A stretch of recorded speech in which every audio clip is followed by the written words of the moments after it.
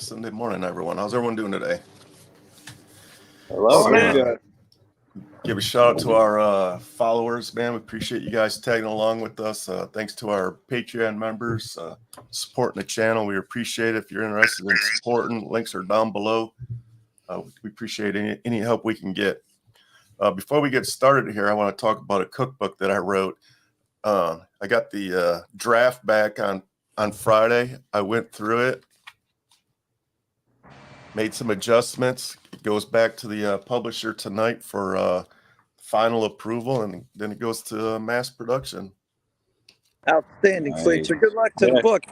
Look at this. Congratulations. Look at this handsome little fella. Well, okay, now you're getting a little carried away. Well, this cookbook, it's going to help support the nonprofit. The money that gets generated from this, it's going to allow me to travel and not use my own money. And when I travel, I'm going to start going to events and start really pushing the nonprofit. So that's what this book is going to do. It's going to help support that. So I appreciate you guys out there watching, buying the cookbook, and help us save some lives, man. So today we got Paulie out there in San Francisco. That's where we met back in 1985. And when I showed up for the USS Coral Vinson, when I was in boot camp, the recruiter, like the day that they were passing out orders, the recruiter says, "Hey, congratulations, Fleek. You're going to the baddest warship this planet has ever seen. The USS Carl Vinson, San Francisco, actually Alameda, California." And at first I was like, hell yeah, I'm going to California. This is going to be dope. Man, I get out there. The Bay Area is probably the coldest place on the planet. Yeah. It's cold, it's windy, it's rainy. The weather is almost never good, man. It was a great duty station, don't get me wrong, but man, I was sorely disappointed in the weather. California, everybody says, oh, the temperatures are always so great and all that. And well, yeah, there's some truth to that. If you go down to San Diego, the average temperature is 70 throughout all year round, but that's San Diego.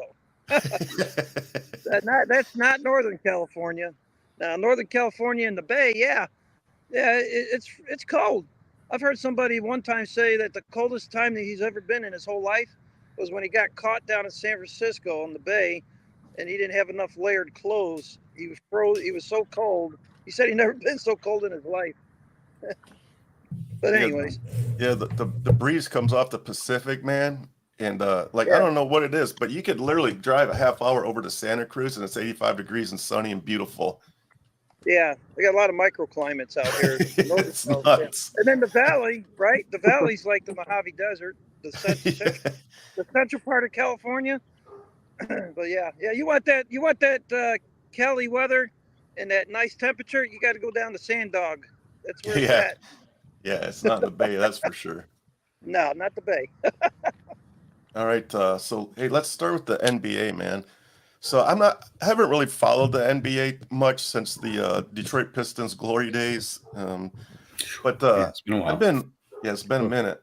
So I've been watching this dude from the Nuggets play, and it's just this big goofy white guy lumbering down the court. Like, what? This guy ain't got no game. The next thing you know, he's just dropping buckets left and right. It's like he looks like the most awkward basketball player ever, but like he doesn't miss, man.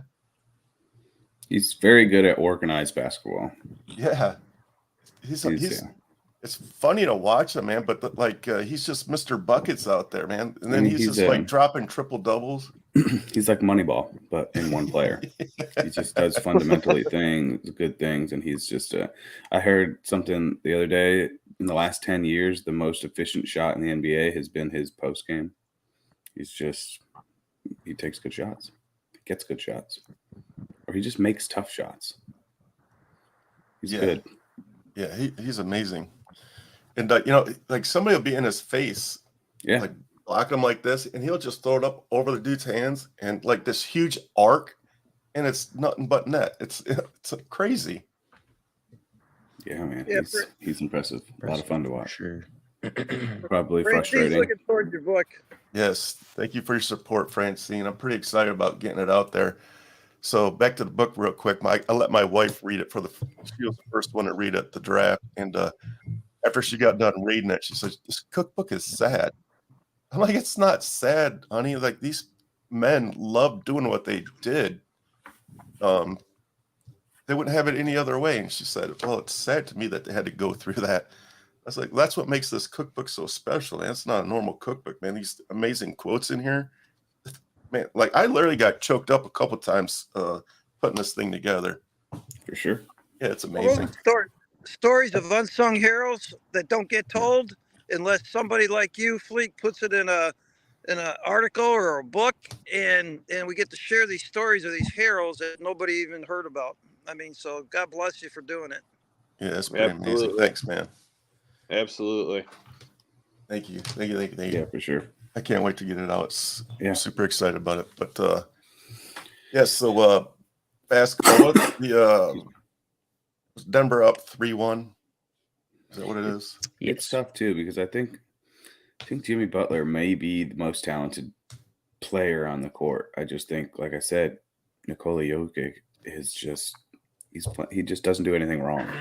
Yeah. And he's got a better team around him for sure. Yes. So it makes it easier to get assists and stuff like that. Yeah, Jimmy Butler is fun to watch, man. He's amazing. So, well, I think was it game 5 is tonight? No, Yeah. tomorrow. Oh, right Tomorrow. on. The Florida Panthers are on their heels also. Yeah. They're Vegas is taking it. yeah, they're in every game. Pretty much every game. They're losing like 1-0 or losing by It's a 1 great anyways. story, though. Yeah. You know, Yeah, it's it's a cool that they got fantastic this story. Well, so the Heat. I mean, I think Florida should be very proud of their teams, but Yeah. it's tough, man. They've come up short in multiple things this year. I mean, they had didn't they have 2 teams in the Final Four? Florida Atlantic and Miami? Yes. Were they both in Yeah. the Final Four? Hey, It's tough, now man. speaking of Miami, man, Messi's going to Miami. Yeah, and now Big they got signing there. the best So- soccer player ever played to come to, I think so, So to come to their team. yeah, he turned down $1 billion to play for 2 years in Saudi Arabia and then signs with Miami. So this deal's got to be massive. And it's probably not all coming from Miami. I'm certain that, he's going to get some huge deals through Nike or Endorsements. all these endorsements. I mean, there's Yeah, going to he'll be, make up the money in the endorsements for sure. yeah. So everybody knew that something major was going to come because Miami, was it Inter Miami? Is Yeah, the something like that. name. Yeah. They shut down ticket sales, and everybody was like, "What the hell? Why they shut down ticket sales?" And then a day later, they announced that they signed Messi. So ticket sales probably went from $5 to $500. It's true. Yeah, you got your guy, but now you got to pay for it. Yeah. Hope you got season tickets beforehand. Yeah, but Yeah. I mean, that's a huge signing for the MLS in general. Like, if you want soccer to be big in the United States, this is how you do it. 100%. Yeah, it's the same thing that Beckham did a few years ago. Mhm. These super uber talented football players to the rest of the world, but soccer to America.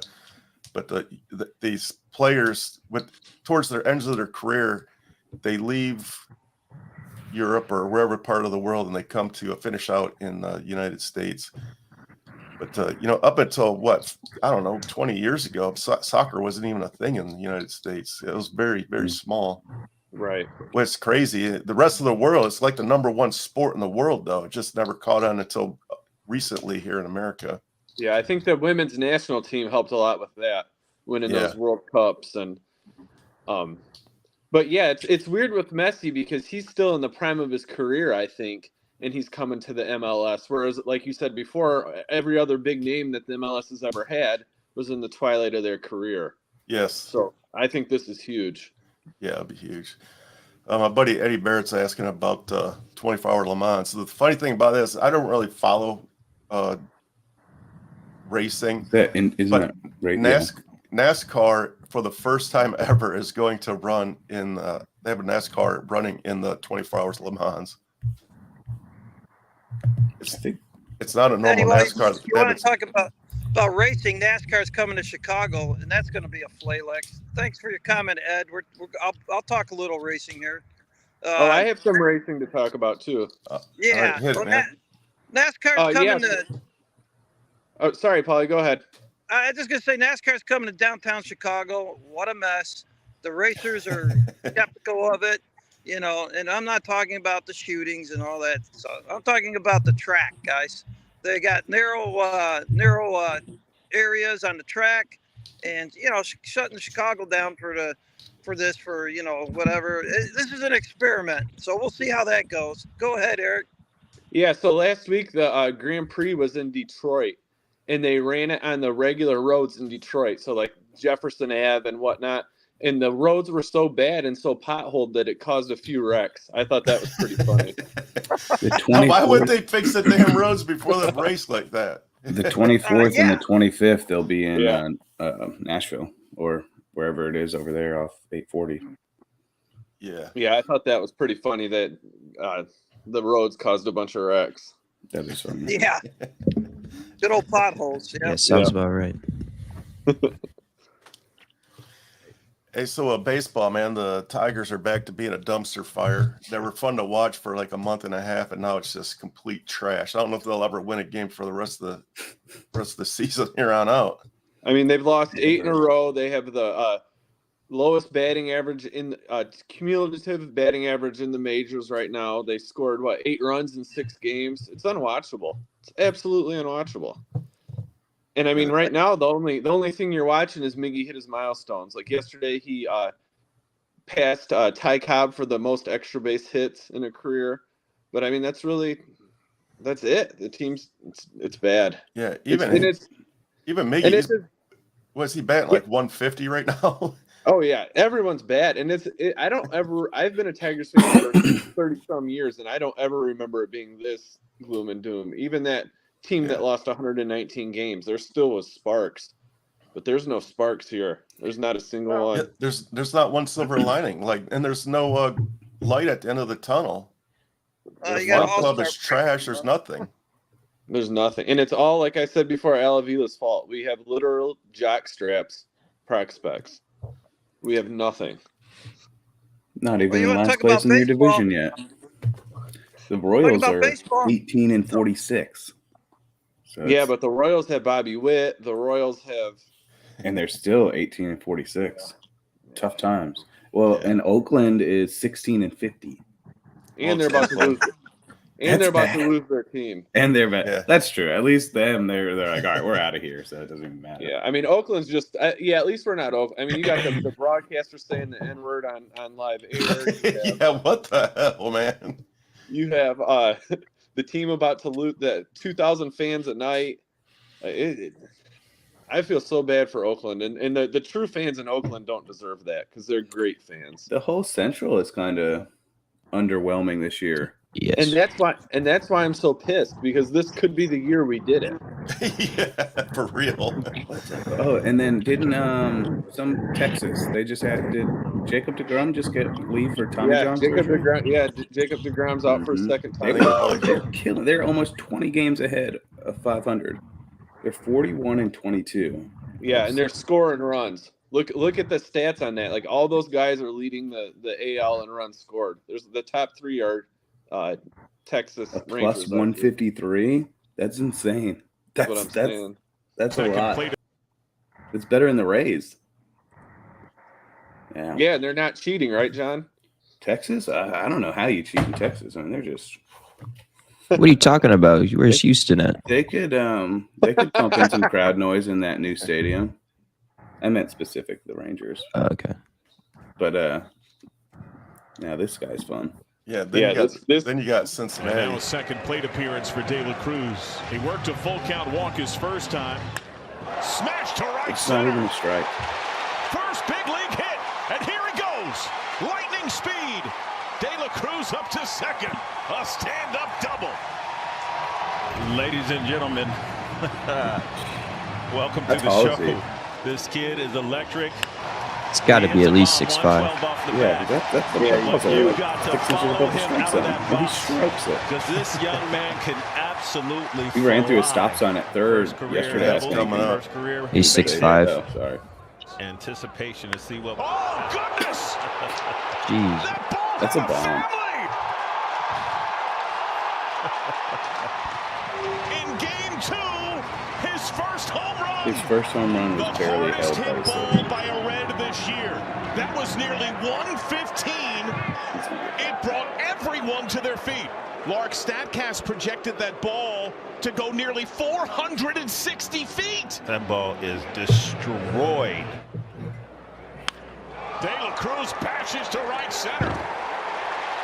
Is he for real? He's going to go 3. Easily has a triple. Folks, you better come down to the ballpark. You better come down here in Cincinnati and watch this young man play. Look at him pick him up and put him down. Those long strides.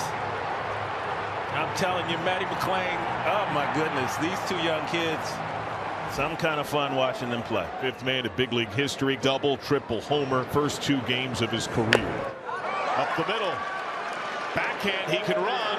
Bad throw. Base hit, Ellie De La Cruz. Ellie De La Cruz doesn't hit the ball right at you. You pretty much just put it in your back pocket because this young man can absolutely fly. and he would have made it even if the throw was on time. Exactly. Kershaw making a good pitch, Beat getting it it out on his for hands. sure.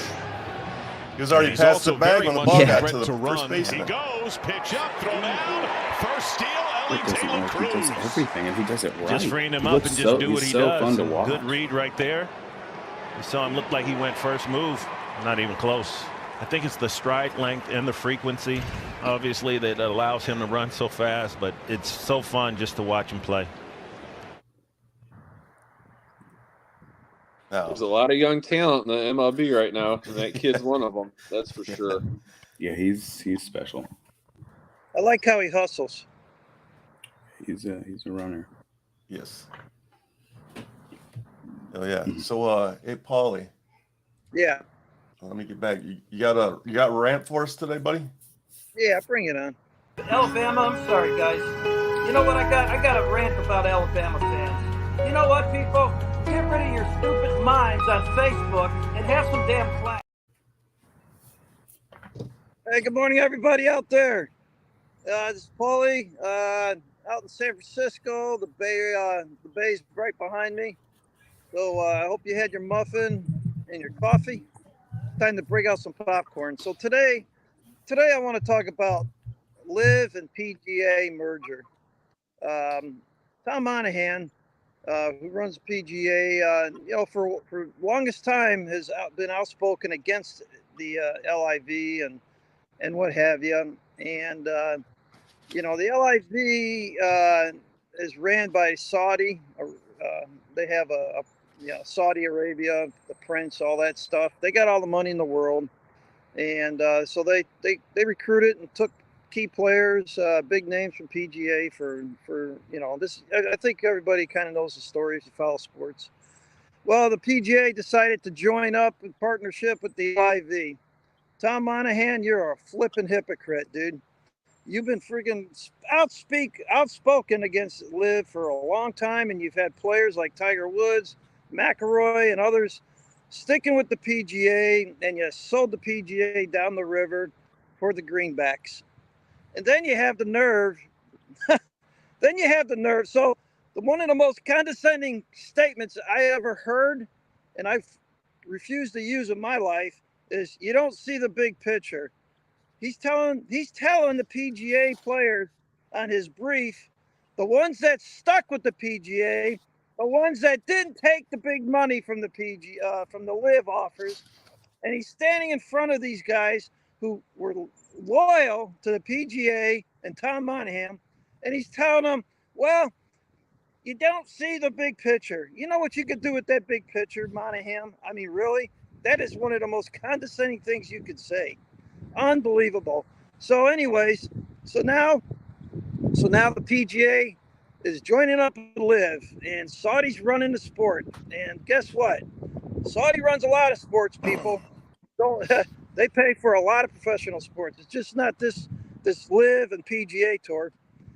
So then there's some controversy about Saudi Arabia. 11 out of the 19 people in 9/11 were involved with Saudi Arabia, and the facts aren't all out there, but they're, substantiated at some level. And so now some of the 9/11 organizations are protesting the joining of PGA, Liv, and I could definitely understand that. It's just kind of sad and a sad day in sports. But you know what? Don't be delusional. I don't care if you're a Le Mans racing fan or you're a friggin' NFL fan, soccer fan, NHL. Hey, you know what? It's all about the greenbacks, guys. I mean, the money speaks. Yep. So your alliances as a fan, your emotional attachment to sports is driven by greenbacks. Greenbacks will trump your little, your man cave and all your stuff any day. Trust me. So, anyways, Monahan, you should be ashamed of yourself. Okay, you were while the PGA guys were being dedicated to PGA, you were selling them short behind the scenes. So you are a hypocrite, Monahan. You know what? And you need to go. No way. I don't. You know what, Monahan? I see the big picture. You know what the big picture is? It's like a flipping Picasso. All right, and this Picasso is made up of you, and it's signed by hypocrisy. You're ridiculous. You know what? You're ridiculous. Go away. Walk away. Don't look in the rearview mirror. Don't turn around. You disowned an alliance of people that's stuck by you and the product of the PGA. Shame on you and the PGA. That's it. Done. Hey, Paulie, I'll give you $5 if you go jump in the bay right now. Okay. All right. Hey, before we shut down and close it up, I'm going to read a quote out of the book. So I just want to. This is what you guys are going to be experiencing when you get this book. And this is a quote from the guy that helped me publish this. He's a published author. He's a retired United States Marine, and he was shot in the head by a sniper. He survived a bullet to his head. He says, so if you look at the turret, he's talking about the truck where he got shot in. So if you look at the turret, there's like a turret shield, and there's walls around you, right? And there's I don't know, Andrew, what is it, like a 2-inch bar? Yeah. And in between the bar and the truck, there's loaded like a 1/2 inch, right? I mean, there's nothing. So kudos to that sniper, man. He got that round right through the bar in the truck with an 1.5 inch gap there to get me right head down. So I hope Chris Kyle got him, that son of a gun. This man got shot in the head by an enemy sniper, and he's giving him kudos for the shot. It's insane. That's the kind of quotes that you're going to be getting in the book. And that's just one of many, many stories, man. The quotes in this book are amazing. I think it turned out great. I can't wait to get the final product out. I want to thank our listeners for joining us today. Paulie, safe travels back home there, buddy. And by the way, you look sharp in your uniform there Friday, homie. Thank Yeah, you sir. did. Yeah, you did. Good. Absolutely. Yeah, you look like. Yeah, you even had gold chevrons, man, which means you never got in trouble. I never got caught. Let's get it right. And you know the difference, Fleekster. Yeah. So in the Navy, if you're on your dress uniform, the stripes, the chevrons, if they're gold, that means you're clean. You never got in trouble. If they're red, it's like the scarlet letter. Oh, that guy's got in trouble. Well, I appreciate the kind words, fellas. My daughter and her new husband, which is now my new son-in-law, Jacob, Taylor and Jacob. Congratulations to them. The wedding was flawless. It was beautiful. And during my dad, the daughter speech, I had to take a pause at least twice to collect myself. So, anyways, it was a great visit, great wedding, and welcome Jacob to La Familia. All right, guys. Awesome. Take care there, Paulie. and safe travels. Thanks everyone for jumping on today, and we'll see you guys next Sunday. Have a good week, everybody.